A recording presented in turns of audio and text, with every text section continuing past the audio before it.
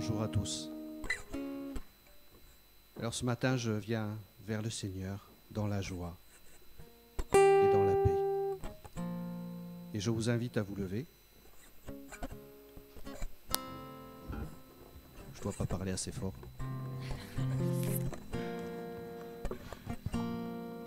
Alors c'est dans la joie de notre Seigneur que je vous salue ce matin. Que la paix vous soit donnée avec l'amour et avec la foi de la part de Dieu et du Seigneur Jésus-Christ. Prions. Seigneur notre Dieu, tu as préparé cette heure dans ton amour pour nous. Tu nous appelles à recevoir ta parole qui, jour après jour, confirme ton alliance et nous enseigne à vivre droitement devant ta face.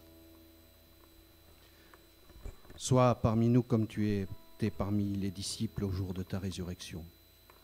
Dispose-nous à écouter avec foi, à participer avec ferveur, et que ce culte conduit par toi soit pour l'édification de ton Église et la manifestation de ta gloire. Amen. Et je vous invite à chanter ce chant, moi, je suis dans la joie.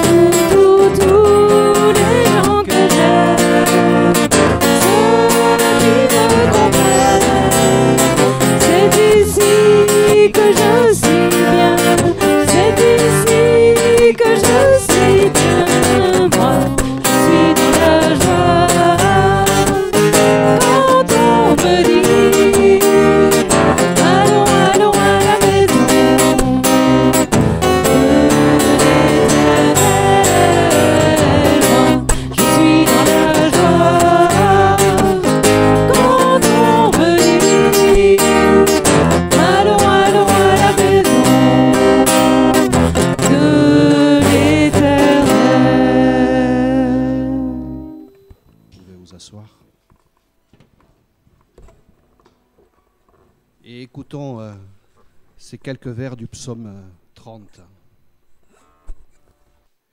Quand j'ai crié vers toi, Seigneur mon Dieu, tu m'as guéri. Seigneur, tu m'as fait remonter de l'abîme et revivre quand je descendais à la fosse. Fêtez le Seigneur, vous, ses fidèles, rendez grâce en rappelant son nom très saint. Sa colère ne dure qu'un instant, sa bonté toute la vie. Avec le soir viennent les larmes, mais au matin, les cris de joie. Tu as changé mon deuil en une danse, mes habits funèbres en parure de joie. Que mon cœur ne se taise pas, qu'il soit en fête pour toi, et que sans fin, Seigneur mon Dieu, je te rende grâce. Alors pour ceux qui le peuvent, je vous invite à vous lever pour effectivement louer notre Seigneur et à lui rendre grâce avec ces trois chants.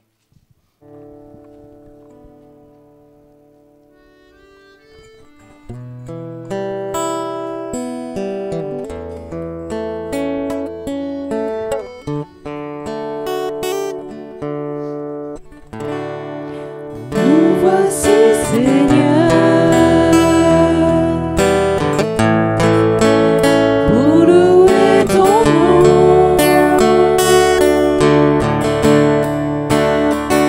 Pour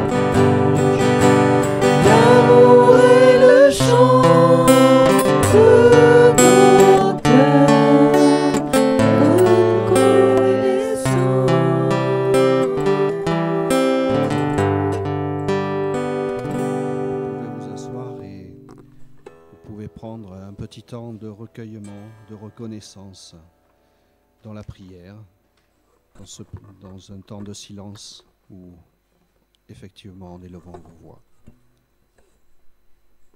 Mais Seigneur, ce matin, je veux t'apporter ma reconnaissance. Seigneur. Je veux te dire merci, Seigneur. Je veux te remercier, je veux te bénir, je veux te louer, Seigneur. Parce que tu es le Dieu Tout-Puissant, tu es le Dieu 3 fois saint. Et malgré ta position, malgré, Seigneur, qui tu es, Seigneur, tu es venu vers moi, Seigneur, mon Dieu. Tu m'as regardé, Seigneur, tu m'as vu et tu m'as recueilli, Seigneur, mon Dieu, comme si j'étais orpheline, Seigneur, mon Dieu, parce que je vivais une vie sans but, Seigneur. Et tu m'as recueilli, Seigneur, mon Dieu.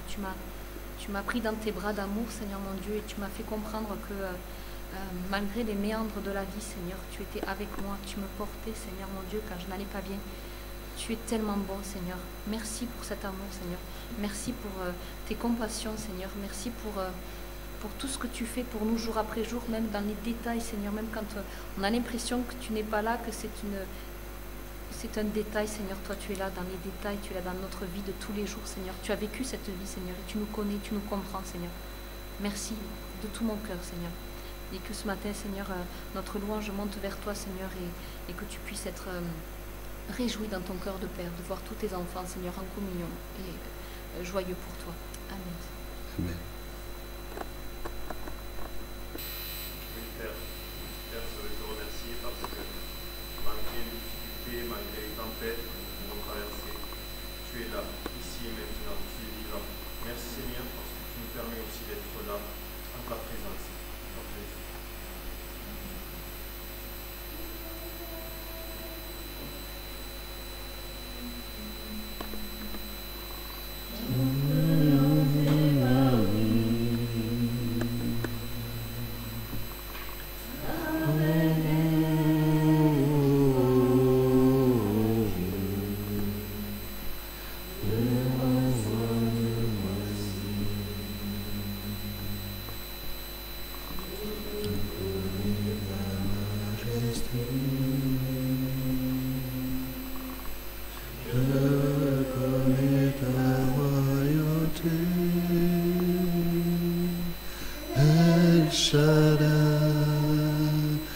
Dieu puissant, j'entre dans tes portes, j'entre dans tes parvis, avec des louanges, devant toi me voici. Moi, Jean, j'ai vu, et j'entendis la voix d'une multitude d'anges qui entouraient le trône, les vivants et les anciens. Ils étaient des myriades de myriades, par milliers de milliers. Ils disaient d'une voix forte, « Il est digne, l'agneau immolé, de recevoir puissance et richesse, sagesse et force, honneur, gloire et louange. Toute créature dans le ciel et sur la terre, sous la terre et sur la mer, et tous les êtres qui s'y trouvent, je les entendis proclamer à celui qui siège sur le trône et à l'agneau la louange et l'honneur, la gloire et la souveraineté pour les siècles des siècles. Et les quatre vivants disaient « Amen » et les anciens, se jetant devant le trône, se prosternèrent. Amen. Et je vous invite à chanter, on va switcher, Tendre Père.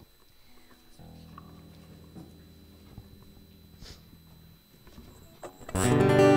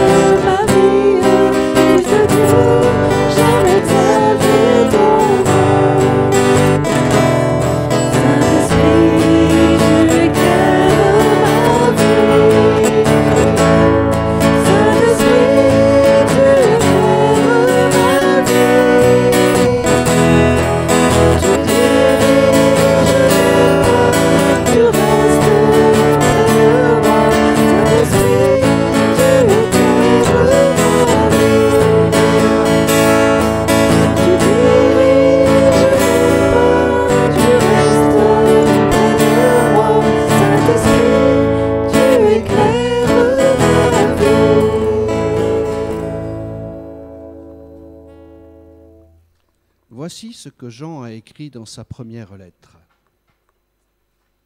Mes amis, aimons-nous les uns les autres, car l'amour vient de Dieu. Celui qui n'aime pas ne connaît pas Dieu, car Dieu est amour. Voici comment Dieu a manifesté son amour pour nous. Il a envoyé son Fils unique dans le monde, afin que nous ayons la vie par lui. Et l'amour consiste en ceci, non pas à ce que nous avons aimé Dieu, mais en ce qu'il nous a aimés et a envoyé son Fils pour que, grâce à son sacrifice, nos péchés soient pardonnés. Mes amis, si c'est ainsi que Dieu nous a aimés, nous devons, nous aussi, nous aimer les uns les autres. Personne n'a jamais vu Dieu. Si nous nous aimons les uns les autres, Dieu demeure en nous et son amour se manifeste parfaitement en nous. Alors pour ce temps d'humiliation, je vous invite à prendre ce chant comme une prière en restant assis et nous allons chanter « Sonde-moi, ô Dieu ».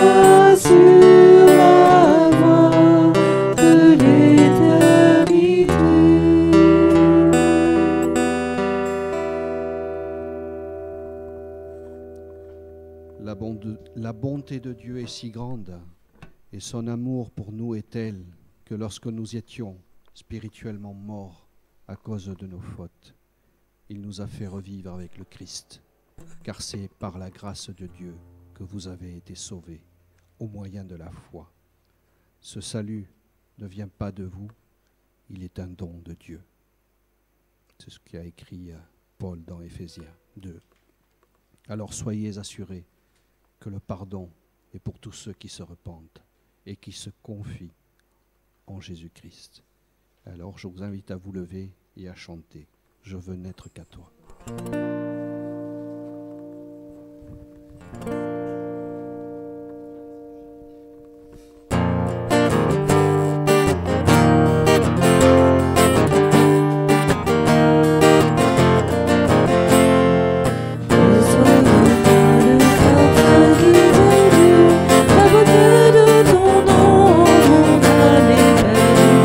Je veux n'être qu'à toi.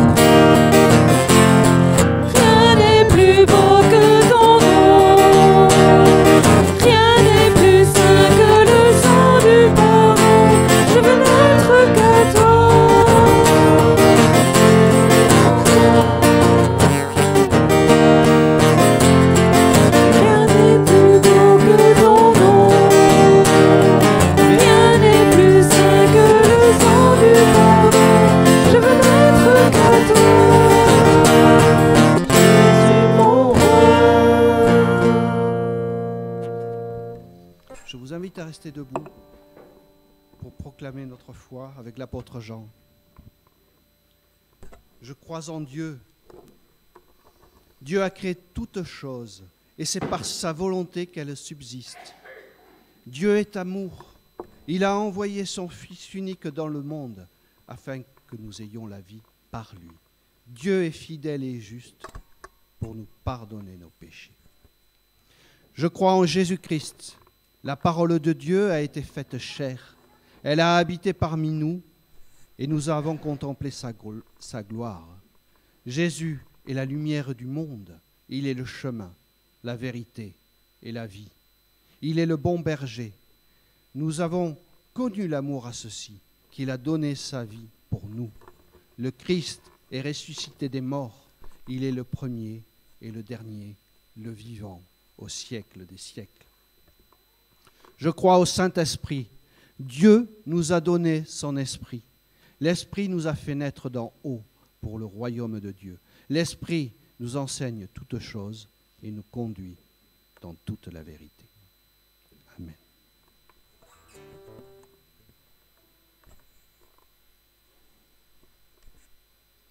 Je vous invite à vous asseoir.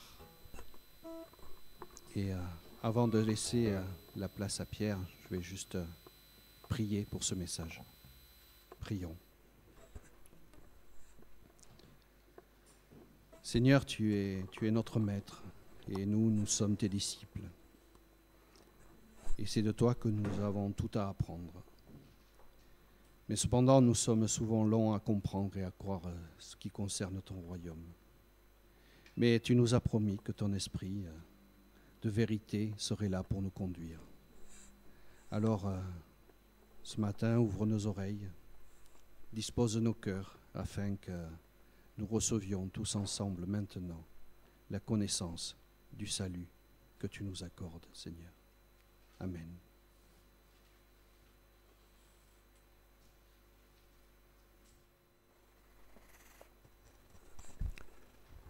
Je vous invite donc à écouter la parole au travers du chapitre 21 de l'évangile de Jean. Je lirai donc à partir du verset 1. Alors ce sera une lecture un peu longue, je ferai m'en excuser.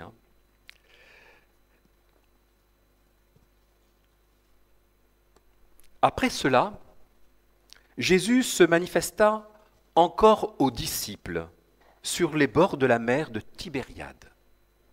Et voici comment.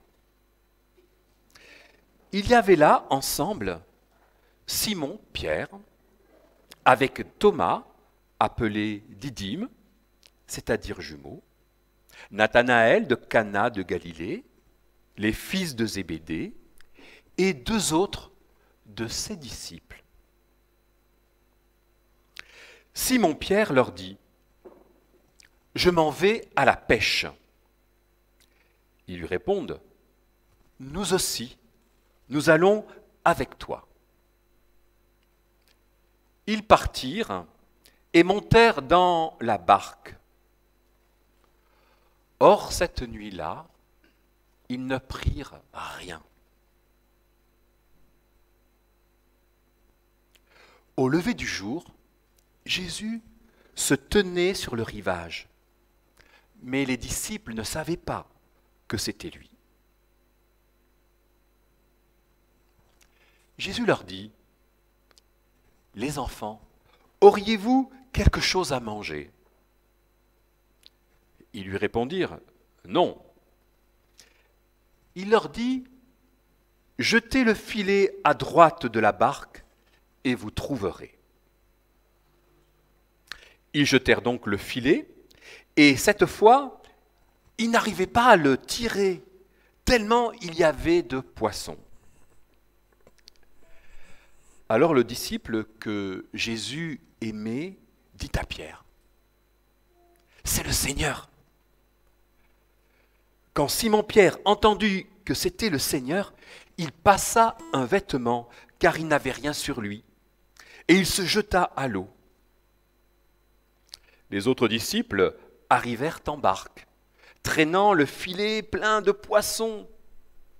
La mer n'était qu'à 100 de mètres. La terre, excusez-moi. La terre n'était qu'à une centaine de mètres. Une fois descendus à terre, ils aperçoivent disposé là un feu de braise avec du poisson posé dessus et du pain. Jésus leur dit, « Apportez donc de ces poissons que vous venez de prendre. » Simon-Pierre remonta donc et tira à terre le filet plein de gros poissons. Il y en avait 153. Et malgré cette quantité, le filet ne s'était pas déchiré. Jésus leur dit alors, « Venez manger. » Aucun de ses disciples n'osait lui demander, « Qui es-tu » Il savait que c'était le Seigneur. Jésus s'approche, il prend le pain et il leur donne. Et de même pour le poisson. C'était la 3e fois que Jésus ressuscité d'entre les morts se manifestait à ses disciples.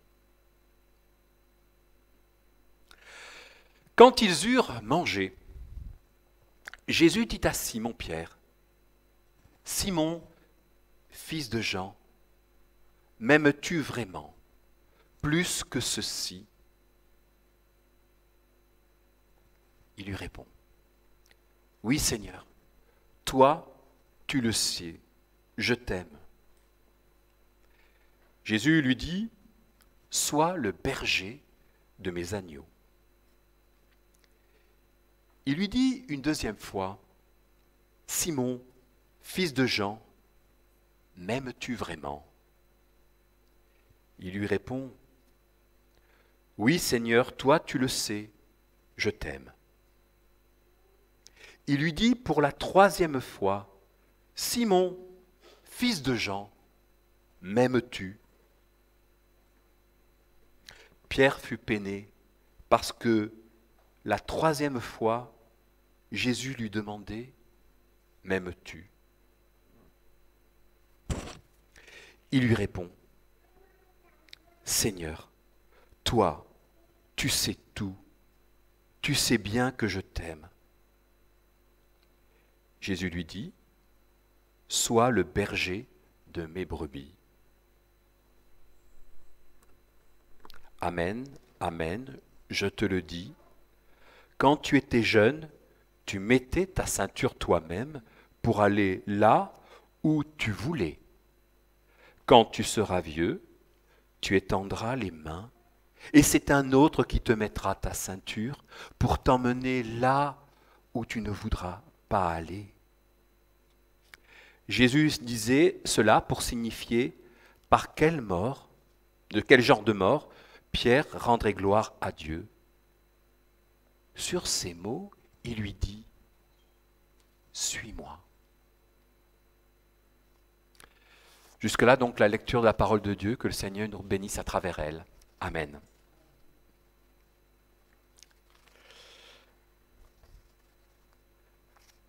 Alors, j'avais envie d'évoquer avec vous ce matin ce qui fait la réalité du témoignage oculaire. Et de nous rappeler que voilà, nous dépendons tous de ce qui vient être rapporté par les disciples. Hein. Après donc cette mort de Jésus, mais nous attachons pas seulement à dire que Jésus est mort, il est aussi ressuscité. Et 3 jours après, il est bien celui qui a repris vie. Et c'est un élément fondamental de la foi chrétienne, hein, d'affirmer qu'aujourd'hui, le Seigneur est vivant. Et tout cela, on l'affirme en raison de ce qui vient être le témoignage de ceux qui ont été donc les disciples et qui ont eu en capacité donc à dire voilà ce qui a été notre expérience, voilà ce que nous avons vu. Alors, ce qu'ils ont vu, ce sont ils ont eu des rencontres plus exactement avec Jésus vivant. Et avant qu'il soit élevé au ciel. Alors, entre le temps où Jésus donc, ressuscite et le temps où il est élevé au ciel, vous savez combien de jours il se passe? 40. Hein. Mais les disciples n'ont pas passé 40 jours avec le Seigneur. Au cours de ces 40 jours, le Seigneur s'est révélé, il s'est montré à eux, vivant. Mais, je le répète, ils n'ont pas passé forcément tous ces 40 jours, minute après minute, avec le Seigneur. Le Seigneur a choisi quelque temps. Et là, on nous dit dans le texte que c'était la 3e fois que Jésus ressuscité d'entre les morts se manifestait à ses disciples. Alors, ne me demandez pas ce que Jésus a fait aux autres moments, je ne peux pas vous le dire. On n'a pas il n'y a rien qui nous est dit. Toujours est-il qu'au cours de ces 40 jours, il a rencontré au moins 3 fois donc, les apôtres.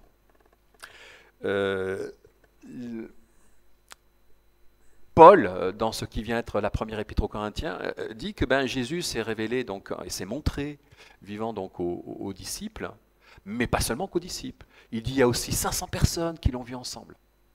Alors, je pense que ces 500, ça ne correspond pas forcément à notre passage, c'est un autre moment encore.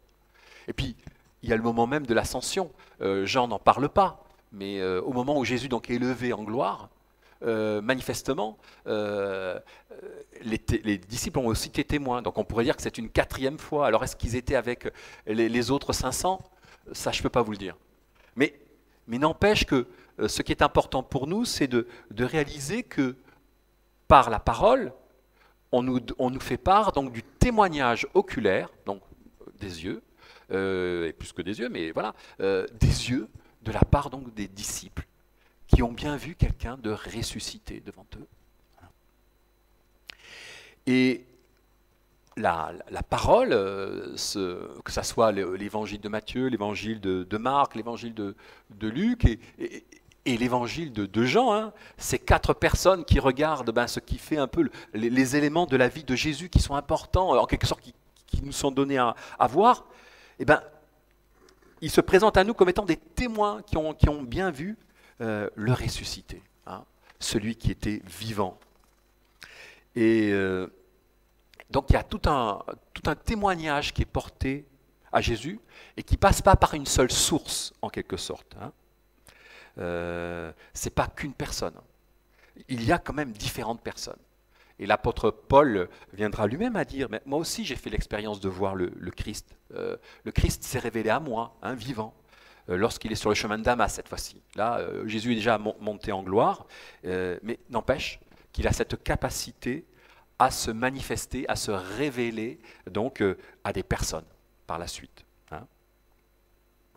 Et tout cela donc nous est dit pour que nous puissions être sûrs, pour que nous puissions donc appuyer notre foi sur ce qui fait la réalité du témoignage d'autres. Alors c'est vrai que nous n'avons pas, le Christ ne s'est pas montré à nous, il ne s'est pas présenté à nous devant nous, là, mais n'empêche que nous pouvons faire confiance donc, au témoignage des Écritures. Et c'est là un élément fondamental, parce que le Christ aussi en a parlé de ceux qui croiraient sans le voir.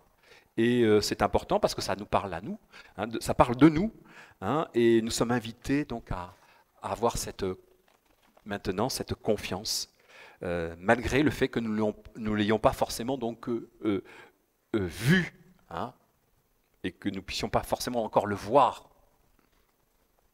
N'empêche que ce texte aussi est très fort parce qu'il y a un détail qui est là présenté lorsque donc on a ces hommes qui partent pêcher parce que peut-être qu'ils ne savent pas trop quoi faire. Et puis Jésus, finalement, qui est sur le bord est au rivage, est sur le rivage, et puis les disciples ne le reconnaissent pas. Et c'est seulement lorsque finalement ils viennent à réaliser qu'ils sont dans le cadre d'une pêche miraculeuse qu'il y en a un qui dit, mais alors, celui qui a pu nous donner l'indication, ça peut être que le Seigneur. Et à partir de ce moment-là, donc Pierre se précipite et va auprès donc de Jésus. On nous dit qu'il s'habille, il va plonger Et pour plonger, eh ben, il met ses vêtements, alors que c'est plutôt l'inverse qu'on ferait, mais voilà, lui, par respect à l'égard de la personne de Jésus et pour s'approcher de lui, il faut qu'il s'habille. Hein. Et voilà, c'est aussi peut-être là un élément important pour nous, c'est de comprendre qui est Jésus. Et on peut pas, c'est vraiment quelqu'un, on peut pas s'approcher là comme ça, simplement en se disant, bah, je peux aller comme ça. Non, il y a besoin pour nous de réaliser avec qui on est en présence. Hein. Et c'est pas un pote comme ça, c'est vraiment quelqu'un qui est à part. Et on ne peut pas donc envisager d'être juste comme ça. Il y a donc de notre part une attitude à avoir et une volonté non pas mais vraiment de rentrer dans cette relation avec lui en prenant soin de nous-mêmes. On peut pas faire n'importe quoi, hein, en quelque sorte. Et la parole est là pour nous le rappeler. Mais il y a quand même un élément qui est fort et qui est un détail, et puis qui a déjà été évoqué dans ce qu'on a pu dire au début du culte et dans les prières qui se sont élevées. Il y a l'attention de Jésus qui, à l'égard des siens, a préparé quelque chose. Et cette attention, elle est là encore aujourd'hui, quelque chose que nous pouvons expérimenter. Je crois que dans ce qui fait nos vies, eh ben nous aussi, parfois, on trouve du poisson qui est préparé. On trouve du pain aussi. Et c'est ce souci qui est évoqué de la part de Dieu à l'égard de chacun. Je crois qu'on a un Dieu qui est en souci à l'égard de chacun.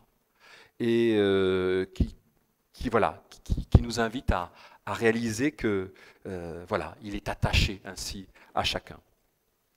Mais je voulais souligner par ce passage, qui donc est le dernier chapitre de l'évangile de Jean,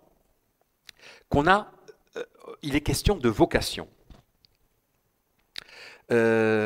L'évangile de Jean, parle de Pierre, mais là vraiment, il en est beaucoup question dans ce dernier chapitre. Hein, presque, c'est assez impressionnant. Hein. Et on a là quand même quelqu'un, Pierre. On a pu comprendre que Pierre, c'était quelqu'un qui avait donc un fort tempérament, quelqu'un qui avait du caractère. Manifestement, c'est quelqu'un qui a aussi un leadership. Hein, il dit, moi je vais aller pêcher, et les gens le suivent. Hein, c'est pas donné à tout le monde d'avoir un tel leadership. Et voilà, cet homme tel qu'il est, on pourrait dire, voilà, c'est normal que l'Église l'ait choisi, mais l'enjeu, c'est pas que l'Église ait choisi. L'enjeu, c'est de réaliser que c'est Dieu qui l'a choisi. Hein. Et puis, la vie de cet homme, à ces instants précis, se trouve en quelque sorte réorientée. Hein.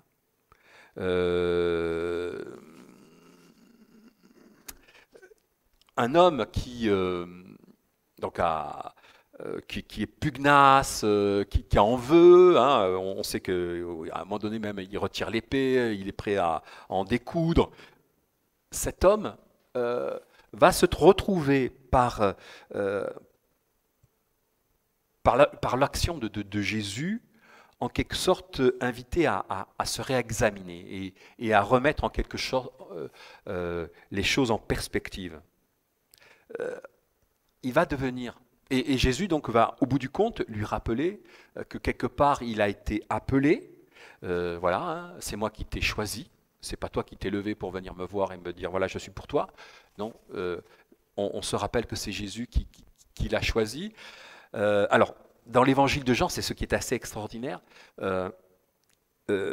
C'est que au début de l'évangile, en effet, il y a cette rencontre de Jésus avec Pierre. Et avec Simon, plus exactement, et c'est à ce moment-là que Jésus change son nom. Il lui dit, mais tu t'appelleras Pierre. Voilà. Donc ça montre bien que Jésus, quelque part, mise sur lui. Hein. Il y a quelque chose de Pierre, donc la question du fondement, quelque chose de bâtir dessus, voilà. Mais n'empêche que si Jésus dit ça, le témoignage du début de l'Évangile ne mentionne pas ce qui est d'habitude la phrase, en quelque sorte, qui inaugure que vous rentrez dans le discipulat, c'est le fameux « suis-moi ». Le « suis-moi », on l'a ici, à la fin de l'Évangile. C'est assez impressionnant. Alors que d'autres ont déjà entendu le « suis-moi », Pierre, lui, c'est à la fin de l'Évangile de Jean qu'il se trouve appelé. Alors, tout cela, en quoi cela nous concerne ? En quoi cela me concerne ? En quoi cela te concerne, hein ? Nous dépendons tous d'un appel de Dieu. Nous avons tous à réaliser que c'est Dieu qui nous appelle, Christ qui est venu en quelque sorte nous chercher. Notre qualification pour devenir enfant de Dieu ne dépend pas de nous au départ, de nos capacités personnelles, hein.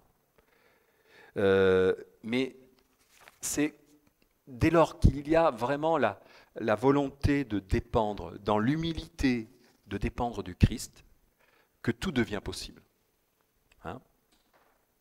Et chose merveilleuse dans ce passage, Jésus va vivre un entretien avec Pierre. Et c'est vrai que Jésus a une première question, alors je ne dirais pas qui pourrait être piégeante, mais voilà, Pierre, il est toujours dans... on peut penser qu'il était dans l'affirmation de lui, c'était quand même quelqu'un de fort. Et Pierre, il est confronté à la question de Jésus, mais est-ce que tu es celui qui m'aime plus que tous les autres ? Et Pierre, il rentre pas, il va réaliser qu'il ne peut pas rentrer dans le jeu de la comparaison à ce moment-là. Et du coup, Pierre, il dit, tu sais que je t'aime. Il n'en ajoute pas plus. Il ne va pas donc chercher à savoir s'il est, se présenter sous... Non, tu sais simplement que je t'aime. Alors c'est vrai qu'il y a cette interrogation qui vient par 3 fois. Alors c'est vrai que ça renvoie aussi à quelque chose. Hein. Par 3 fois, Pierre a été interrogé pour savoir s'il connaissait Jésus dans la cour du temple. C'est un peu avant, hein, dans l'Évangile. Et puis c'est vrai que Pierre, lui, à un moment donné, il s'est tu, hein, il n'a rien dit. Et alors qu'on l'interrogeait pour savoir, toi tu ne serais pas avec lui là, celui qui est arrêté là, et donc Pierre ne reconnaît pas.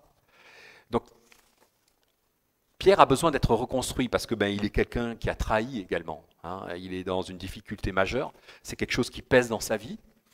Et le Christ, donc, à partir de là, va l'inviter vraiment à se placer devant lui. Et c'est ça qui est le merveilleux pour nous encore aujourd'hui. C'est que Dieu se place devant nous. Dieu ne part pas. Dieu n'a pas la volonté de se tenir à distance. Il est constamment en présence de nous. Et c'est à nous de savoir si nous voulons donc nous percevoir vraiment en relation avec lui.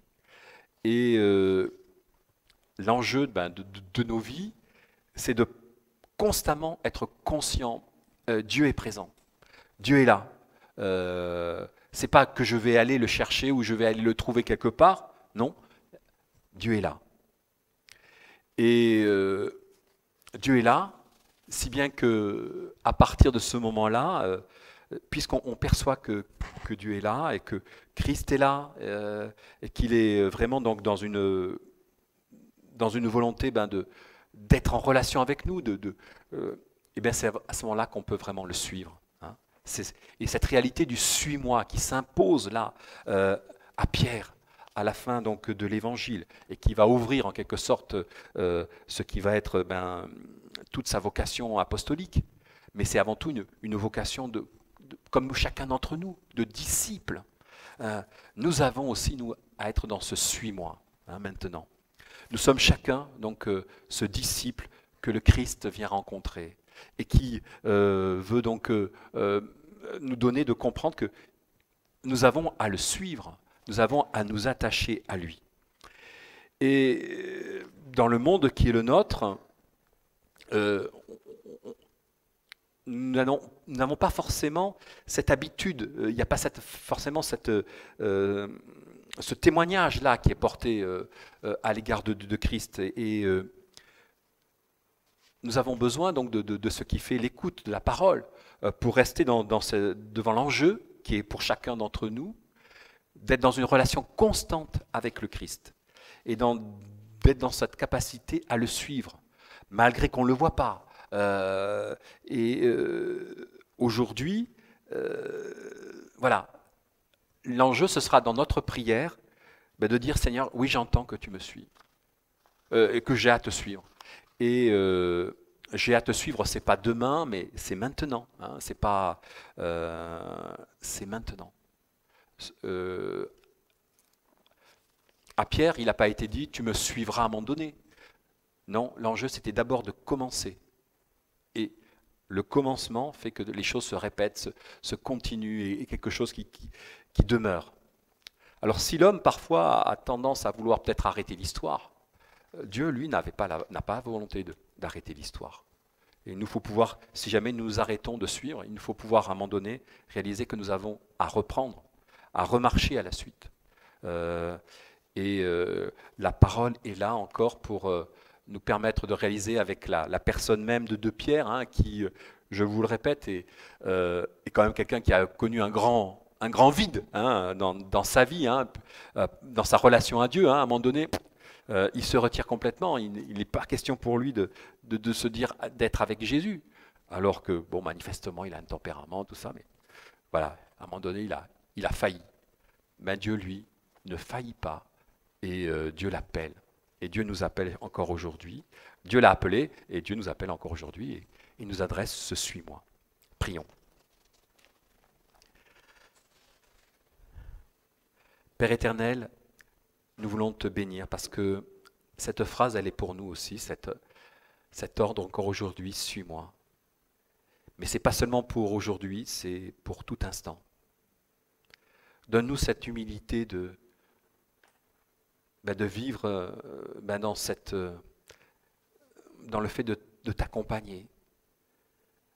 Le fait non pas de penser d'abord à nous, mais de penser d'abord à toi. Permets-nous donc de détrôner notre moi pour te laisser toute la place et venir au quotidien à être ton disciple, à te suivre.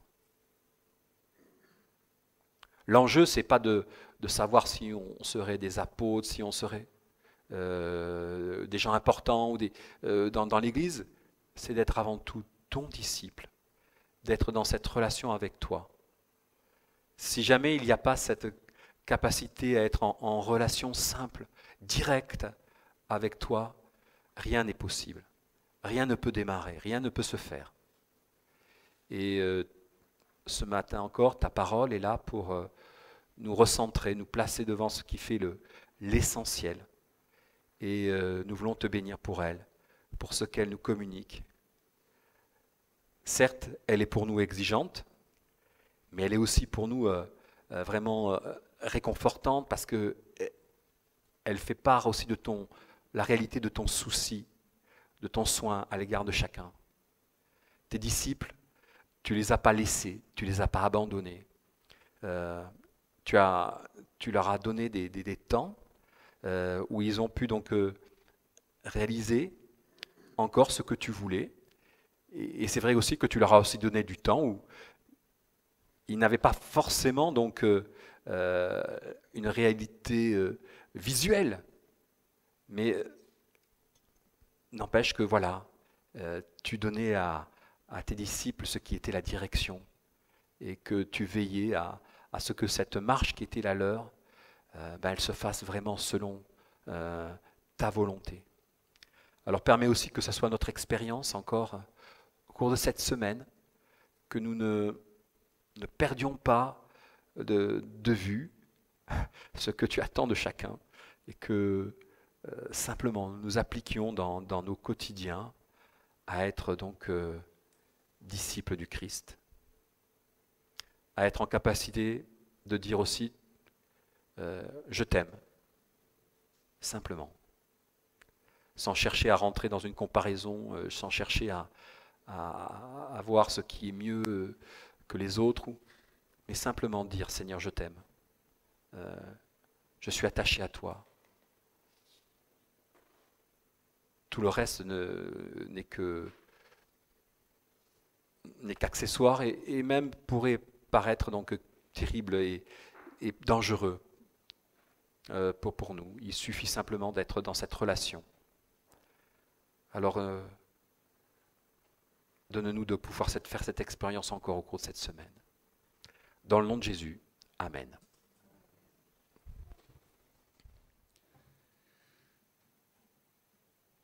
Alors nous allons, suite à ce message, chanter ce chant Tremble.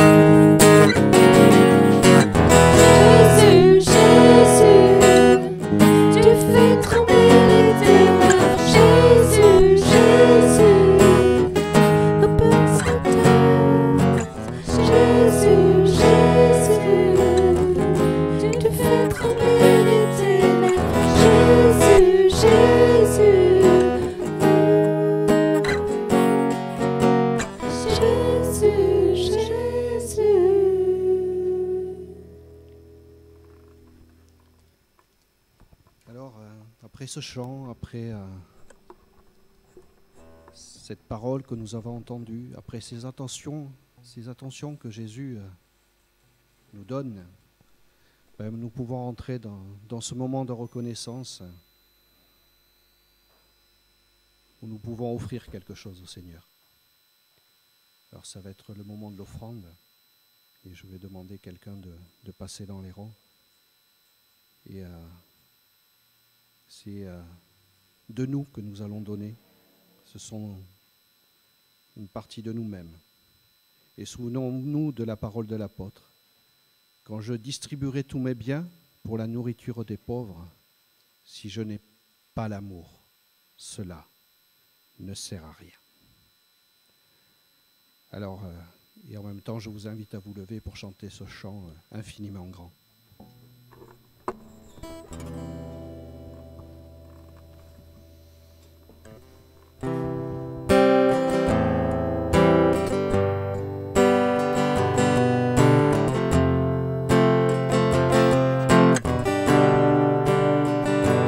Quand je sens de l'univers,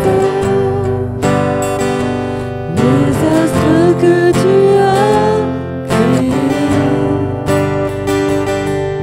les océans, les mers, tout me révèle ta majesté. Alors mon âme veut s'écrier de tout mon cœur, je veux chanter. Mon Dieu, tu es infiniment grand, éternel puissant, roi majestueux. Mon Dieu, tu es infiniment grand, éternel puissant, roi majestueux.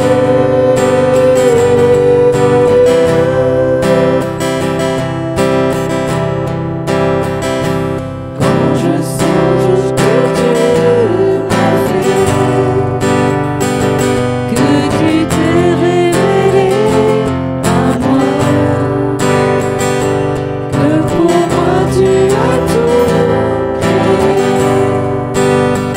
tout me révèle ta bonté. Alors mon âme veut s'écrier de tout mon cœur, je veux chanter.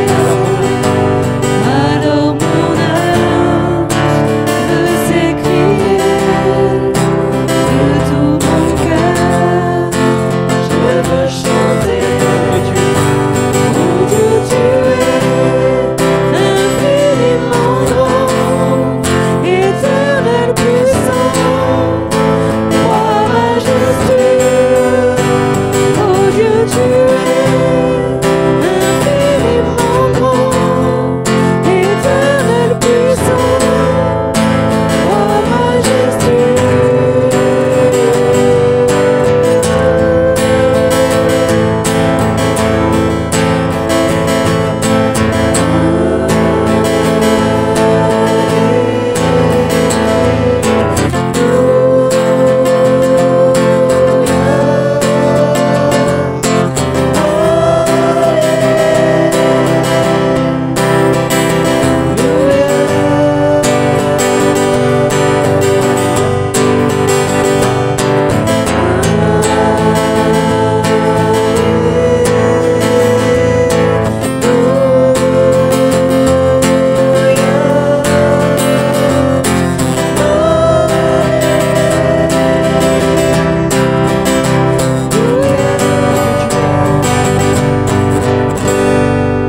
Mon Dieu, tu es infiniment grand, éternel puissant, roi majestueux.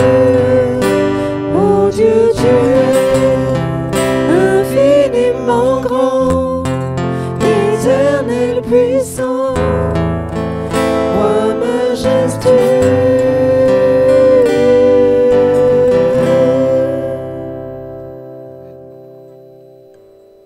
Alors sans transition, vous pouvez vous asseoir. On va passer aux annonces. Alors je ne sais pas trop. Bon, je pense qu'il y a repas partage après.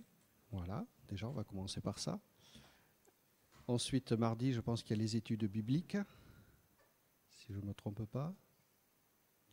Oui, donc à Saint-Germain, oui, à 20h. Et à Rodez, 20h30. Non? Non? C'est jeudi. Alors ce sera jeudi. Voilà. Chorale vendredi soir à 20h.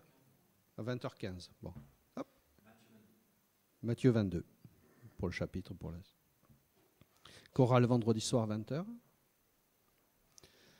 Dans la suite des événements, je vous rappelle la convention qui va arriver, ça arrive vite, hein, c'est 27-28 mai, à Gagnères.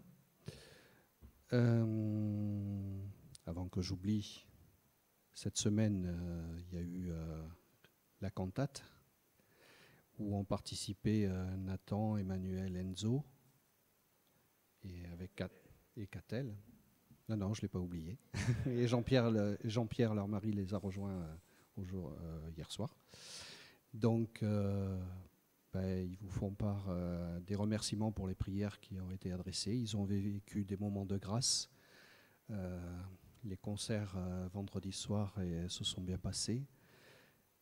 Ils chantent ce matin au culte. Voilà, donc tout s'est bien passé. Ils vivent de bons moments. Voilà, il tenait à ce que ce soit annoncé. Voilà. Et voilà, donc oui, effectivement. Mais ça. Je rappelle quand même que la semaine dernière, il y a eu 2 baptêmes. Je n'étais pas là. J'étais à Millau. Mais nous avons prié aussi pour eux, pour Michak, pour Kavira. Voilà, et donc, Michak, je suis heureux que tu aies rejoint le Seigneur. Et il a répondu à l'injonction, suis-moi. Et c'est magnifique. Mais n'oublions pas aussi de prier pour les personnes qui sont malades, ou dans le besoin. Et bien sûr, aujourd'hui, pour les personnes qui sont victimes de la guerre, que ce soit en Ukraine ou ailleurs dans le monde. Pour ceux qui subissent des persécutions aussi, parce qu'ils ont une religion, parce qu'ils sont chrétiens, et qu'on leur interdit d'élever la voix et de dire « Je crois en Dieu, je crois en Jésus-Christ ». N'oublions pas de prier pour toutes nos églises, notre église, l'église du Vigeland, toutes les églises qui font l'UNEPREF, mais j'ajouterai aussi toutes les églises du Seigneur, qu'elles soient évangéliques, qu'elles soient protestantes, qu'elles soient catholiques. Elles ne sont qu'une aux yeux du Seigneur.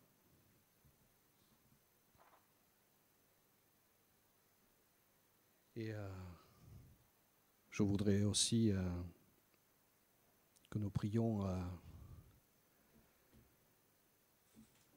le Seigneur pour tous ceux qui s'investissent en remerciement de tout ce qui est fait pour le royaume de Dieu, ici, maintenant et ailleurs dans le monde. Alors, et réjouissons-nous aussi d'être vivants, tout simplement, d'être vivants en Christ.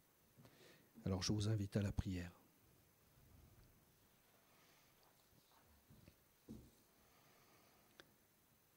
Seigneur, nous te prions pour ton Église afin que partout où elle proclame avec fidélité et que partout elle puisse proclamer avec fidélité ton message et qu'elle puisse témoigner de ton amour. Seigneur, nous te prions de diriger vers ton Fils les regards de tous les peuples. Pénètre de ton esprit les hommes qui gouvernent les nations et nous te prions pour la paix dans le monde. Nous te prions aussi d'accorder ta paix à ceux qui passent par l'épreuve. Affermis la confiance des malades et des handicapés.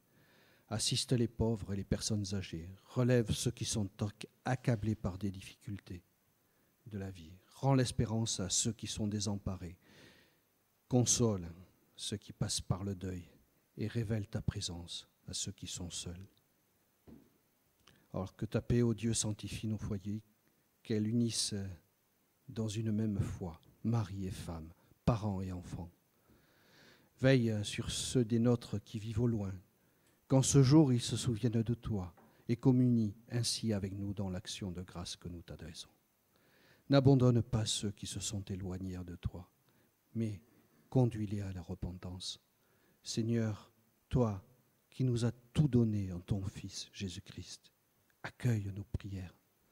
Affermis-nous dans la reconnaissance et l'obéissance de la foi. Par le Christ, notre Seigneur. Amen. Alors, notre culte touche à sa fin. Je vous invite à vous lever pour recevoir une petite exhortation et la bénédiction du Seigneur. Béni soit Dieu. Il nous a donné sa parole pour que nous l'entendions. Il nous a promis son royaume pour que nous espérions. Allez avec vos sœurs et vos frères dans l'audace et l'adoration. La joie de Dieu sera votre force. Que Dieu le Père et le Seigneur Jésus-Christ vous donnent à tous la paix et l'amour avec la foi. Et avant de partager le repas, chantons ce chant, Victoire.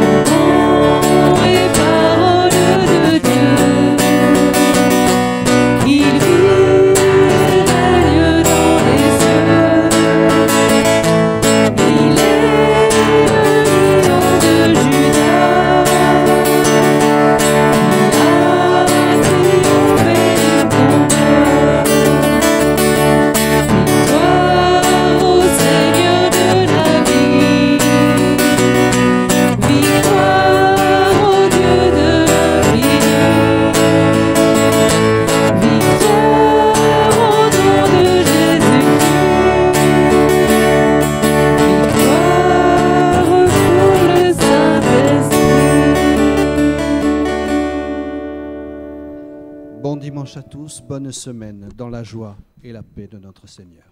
Amen.